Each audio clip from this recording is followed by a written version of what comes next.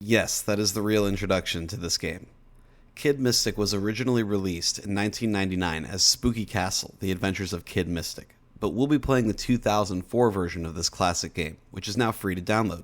Starting up the game, we get a brief cutscene that explains the plot and gives us context for the story. The mystical orbs surrounding our village were stolen and are being held by an evil mastermind in a creepy castle. It's our job to get them back. Each of the 4 chapters in this game features an overworld with several sublevels that you need to complete to get to the boss battle for each chapter. The objective of every sublevel is to collect all the green orbs and reach the exit. Collecting fire orbs allows you to shoot fireballs, and red gems increase your fire rate. Collecting spellbooks unlocks spells that drain mana to use. Monsters populate the overworld, and if you run into them, you'll have to survive a monster attack in order to keep your place. If you run away from the encounter or die in the monster attack, you'll be sent back to the starting area of the chapter. Killing monsters drops gold and earns you XP, and leveling up increases your health and mana bars. It's a very simple gameplay loop, so let's get right into this insanely weird game from my childhood.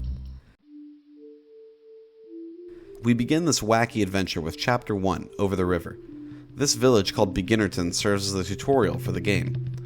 First, I walk into this hut to learn about fire orbs and red gems. The next one teaches us about spellbooks and gives you Energy Barrage, the weakest and honestly most useless spell in the game. This hut shows you how keys work. Red, blue, and green keys can be used multiple times, but yellow keys can only be used once each. This level introduces the fairy bells. There are 4 fairy bells hidden in each chapter. Collecting them spawns fairies in the overworld that you'll find near entrances to the levels. If you catch them, you can equip them to give yourself different bonuses. The shop for Chapter 1 is located here as well. Buying things from the shop is essential to surviving in the later chapters, and we'll be returning here shortly. Moving on from Beginnerton, I enter Mushy Hollow. This level is easy enough, especially if you cheese the brain-dead AI and get this Mushlord stuck on the rock. It also introduces the Dragon's Flame spell, very useful for making short work of enemies that are up against walls. One of the best spells in the early game. Kid Mystic lets you replay levels, and I decided to grind Mushy Hollow for a bit because it's short and has a bunch of enemies, meaning lots of gold. After grinding for a few minutes, I go back to the shop to buy a hat for better protection and some boots for faster movement speed. The docks is a pretty straightforward level. Use Dragon's Flame or another spell to deal with these mushies, then grab the fire orb so you can deal with the Mushlord. I cheese him using this wall because I have no shame. This opens the path to the red key, which allows you to open this door and get the green orbs. Before you leave, don't forget to use this secret path and grab the fairy bell. Moving west, the next level is Trickshot Challenge. This level shows off the yellow reflect gem, which makes your fire orbs bounce off walls. To win this level, you need to hit all the targets, or defeat all the monsters inside the pens to unlock access to the green orbs, like this.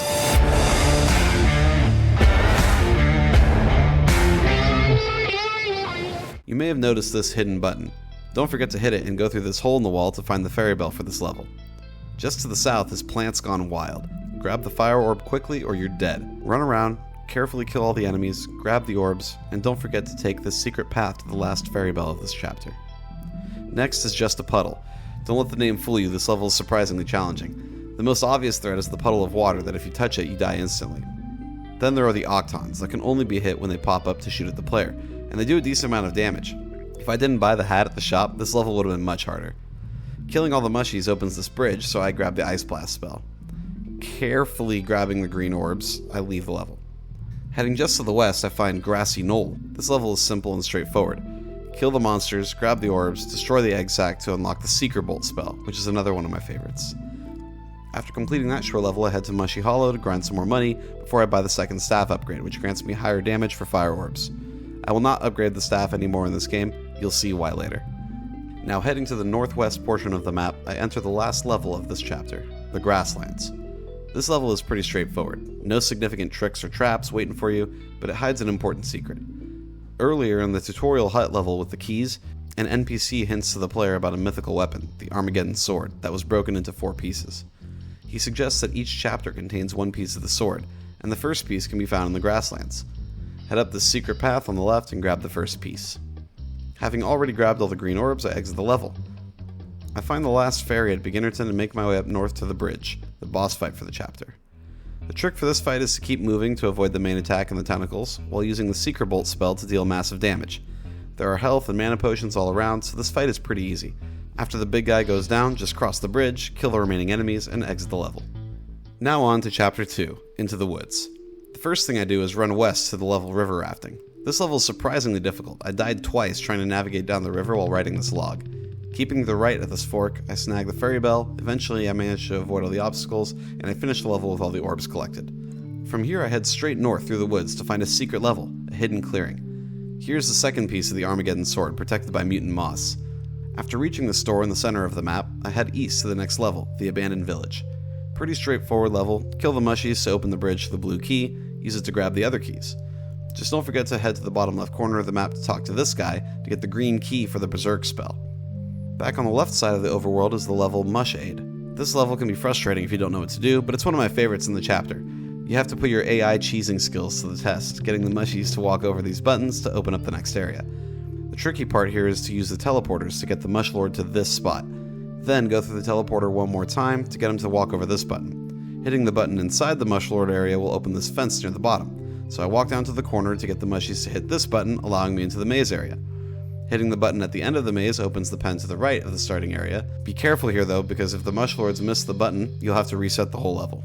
After eliminating them, I shoot this fake wall to open the area filled with mushies. Now it's time to unload. After dealing with that, I head up to the top right, hitting another fake wall to open the final locked area, which has the last green orbs. Don't forget to use the red key to get the healing spell.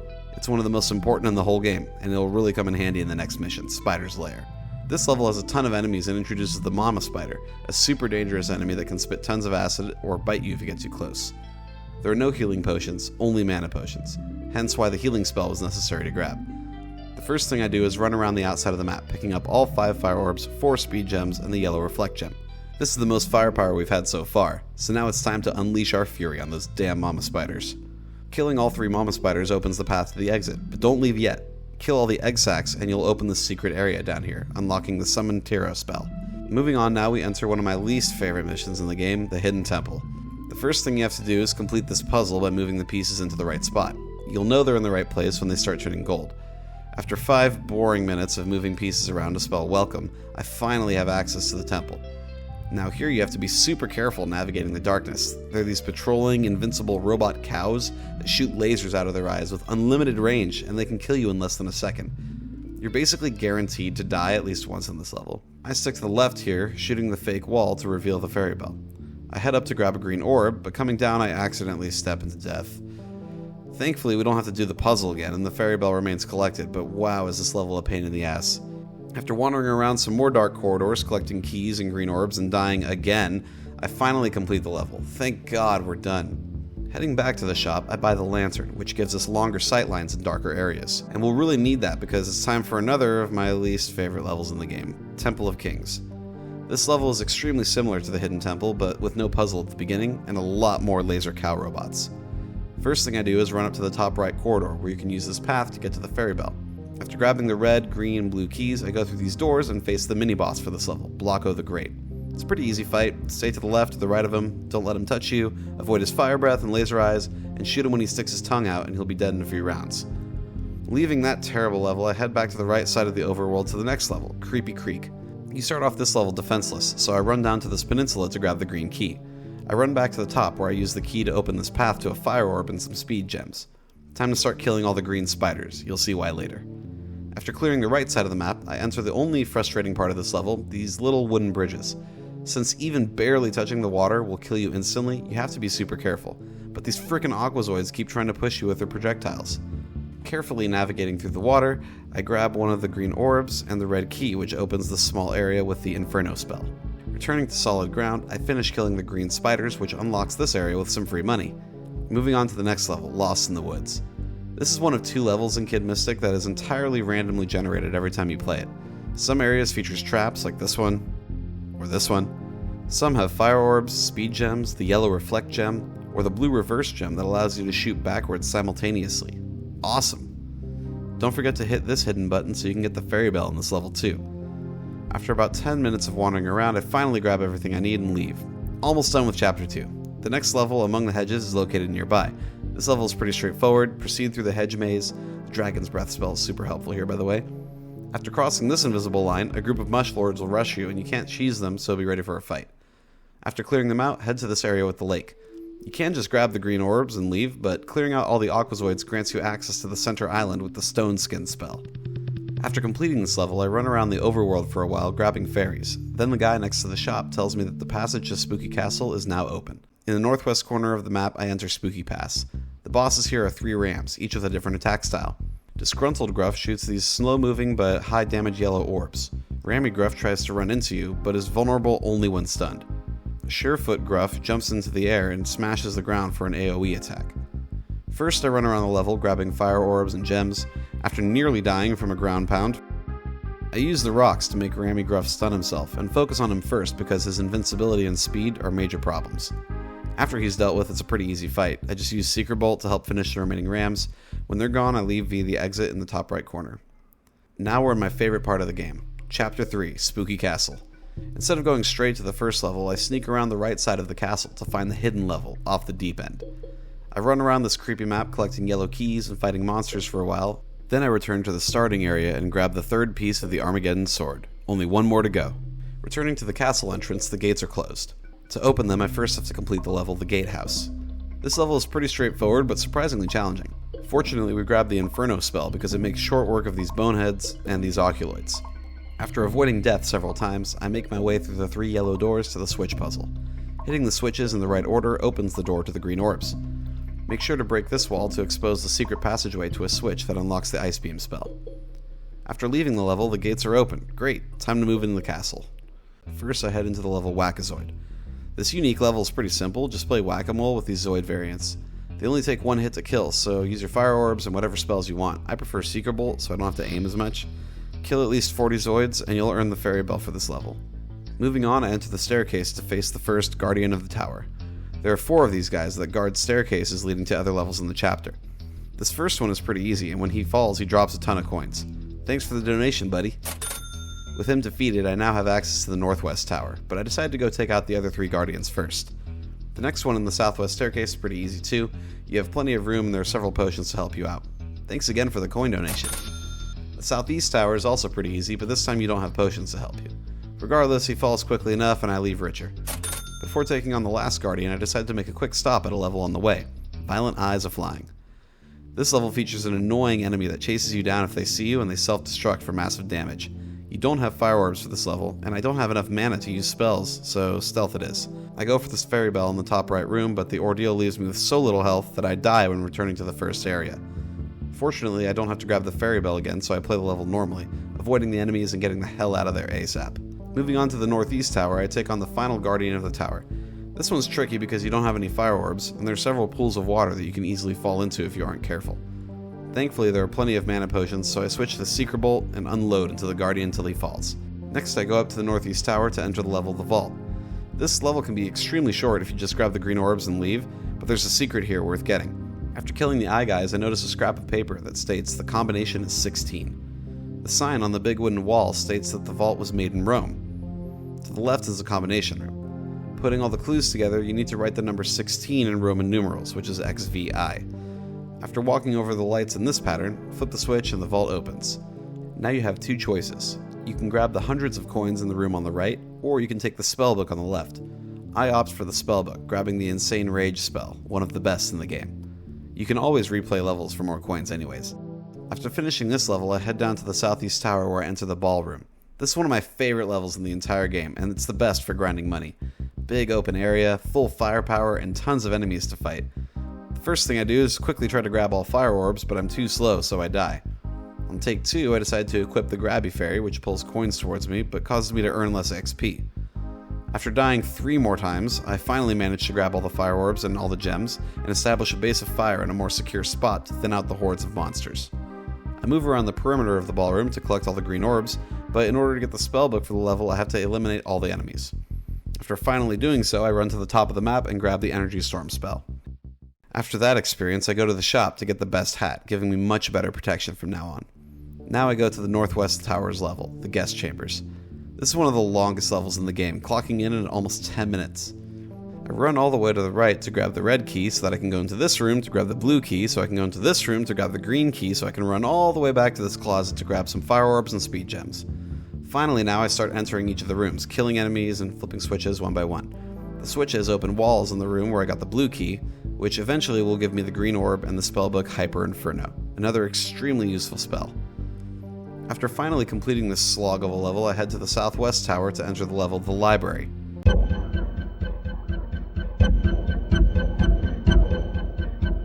No, not that library, but this level is pretty tough too. The hardest part of this level is the beginning, where you have to dance around groups of enemies before you can grab a fire orb. I keep the Hyper Inferno spell equipped in case things get dicey, but I eventually run out of mana and die trapped in a corner. This time I'm much more careful and methodical, clearing out the rooms one by one. In the top left corner, if you walk along this wall, the path to the spellbook opens, so I grab the Life spell, a more effective version of the healing spell. Having grabbed the 3 yellow keys already, I head to the top right where I can grab the blue key. This grants me access to the green orbs, so I grab them and get out of there. The next level is Twisty Passages, all alike. Like the Lost in the Woods level in the last chapter, this level is randomized every time you play it, so just be careful and hope that you spawn near some fire orbs and potions. After leaving this level, I find Richie Fairy, which makes monsters drop more coins at the cost of slowly draining my XP. I decide to equip Richie Fairy and grind the ballroom for a bit more money, but I realized I was missing out on a lot of the coins that monsters drop, so I go to the shop to buy the magnetic headband which pulls coins towards me. Now we're in business. Before I finally commit to grinding the ballroom, I head outside and around the left side of the castle to complete the final unfinished level of this chapter, the Castle Sewers. This level is pretty straightforward. Flip the switches to raise or lower the water in each of the canals, granting you access to different parts of the level. It's pretty dark, so the lantern really helps here. After exploring all of the level, I grab the secret fairy bell in this corner and leave. Thanks to grinding the ballroom off camera for a bit, I earned enough coins to buy the best boots in the game, granting me insane running speed. I also pick up the heart and moon amulets, which double the length of my health bar and mana bar. Now we're really getting powerful. Time to demonstrate my newfound power on the boss of this chapter in The Keep. The Insane Rage spell lets you move and shoot faster while leaving a trail of fire behind everywhere you go. This OP spell, coupled with a huge supply of mana potions and using the life spell whenever I'm low on health, makes this boss fight a cakewalk, and he's dead in less than a minute. Jumping face first into this hole in the ground, it's time for Chapter 4, Beneath the Castle. I'm not a huge fan of this chapter, honestly. It's dark, there's limited space to move around, so you end up with so many monster attacks that it just gets annoying. Immediately, I make my way to the bottom right corner of the map. Here I find the Armageddon Shrine. To get the last piece of the Armageddon Sword, I first have to defeat the mini-boss Richie Lich. He's pretty easy, just make sure to avoid his giant laser beam attack and don't get touched by his jaw. After a while, he finally goes down, and I grab the final piece of the Armageddon Sword. With the sword complete, Kid Mystic abandons his staff, and we can now shoot glowing skulls instead of fire orbs. The skulls are much more powerful and can track enemies, making combat a breeze. Collecting the sword also unlocks one final hidden spell, Armageddon, which does this. Now the real challenge of this chapter is just finding the dang levels. Blindly feeling my way through the dark, I end up in Puzzling Caverns. This level's pretty simple, except for 2 rooms. This one, where you have to solve a puzzle to get the orbs and find a secret fairy bell, and this godforsaken nightmare. Thankfully, I managed to pull it off on my first try, but this level can be just absolutely terrible. Bats, bats, bats! The only hard thing about this level is that you have to look around for the fire orbs, and the bats can corner you while you're doing it. Once you find it, the rest of the level is a breeze. I use the Insane Rage spell to make the mini-boss for this level a lot easier. Don't forget to break this cracked wall to get the Steel Skin spell. It'll be super useful later on. Continuing through the unknown, I enter the mines. This level is a fun one and I remember it fondly. The trick here is to head level 4 first to grab some fire orbs and then clear the other levels. Once you have the red key, you can enter level 5, where some killer moss guards the final green orbs. Make sure to break this cracked wall in level 3 to get access to the Seeker Swarm spell, another of my favorites in the game. Moving on, I find my way to Red River Rafting. Like the other river rafting level, I avoid obstacles while traveling down a couple of rivers, making sure to grab the 2 golden keys here and here, which grant access to the ferry bell for this level. Just south, next to the lava lake, is the next level, Toasty Caverns. This is where the Steel Skin spell comes in handy, because you can use it to cross lava without taking damage. Across the lava lake is the Liquefy spell, a better version of the Dragon's Flame spell. Grab the yellow keys, get the green orbs, and this level is done. At this point I'm pretty powerful and nothing can really stop me, so fighting through some monster attacks, I make my way to the shop where I pick up the Sun Amulet, which makes my mana bar regenerate over time. Running aimlessly, I stumble across the next level, Gastropods. Flipping these switches open the blue walls, granting access to green orbs, but also releasing these annoying slugs that leave damaging trails. Find all the switches, open all the chambers, grab all the orbs. Don't forget to hit this switch to get the fairy bell. The next level is Caves of Obnoxiousness. Yeah, you get the point. Run around to find the fire orbs, kill all the monsters, and grab the secret spellbook for Summon Golem. I love this game, but this last chapter is really dragging and these levels are starting to feel samey. After running around the dark overworld for a long time, I finally stumble upon the last level I needed, Smash Ball. This is actually a nice change of pace. Very few enemies, you just use the ball to break all the stone walls to get the green orbs. If you let the ball hit the lava, you lose, but it's pretty easy to avoid that. The hardest part is getting the ball to enter this passage at the right angle so you can go for the fairy bell. After finishing that level, I run around the overworld for a while looking for fairies, but after about 10 minutes I decided, screw it, let's just fight the final boss. I equip the Savey Fairy, which brings me back to life if I die, at the cost of some health, mana, and XP, and head into the arena. The final boss is Bobby Khan, a giant warlord with several attacks that do major damage and blow your ears out with a terrible audio quality. Apparently this god-awful sound was an intentional design choice by the game designer to make him more scary. Attacking him when his shield is up just produces a bunch of these glowing balls, so the best strategy is to hit him while he's attacking. I use the Insane Rage spell to massively boost my attack speed, and within 1 minute of blasting tons of fireballs, he's dead, and we win the game. In the final cutscene, we learn in a Scooby-Doo-esque twist that Bobby Khan was really just Mr. Wilkins, the caretaker of Spooky Castle, in disguise. Turns out he stole the green orbs to protect Spooky Castle, which would bring more tourists to the area, I guess. In the end, Kid Mystic returns to Beginnerton for an epic week-long party, while Mr. Wilkins is left in the castle dungeon to plot his revenge. Beating the game unlocks Madcap mode, a type of New Game Plus where all the enemies are tougher, do lots more damage, drop tons of money, and you keep all your items from the previous playthrough. It's pretty fun and I recommend it. Kid Mystic was one of my favorite games growing up and it's a blast from the past to play today. You can download it at Hamumu Games' website for free, so go check it out for yourself. If you enjoyed this video, subscribe to the channel for more gaming content. That's all for today, everyone. Peace out for now.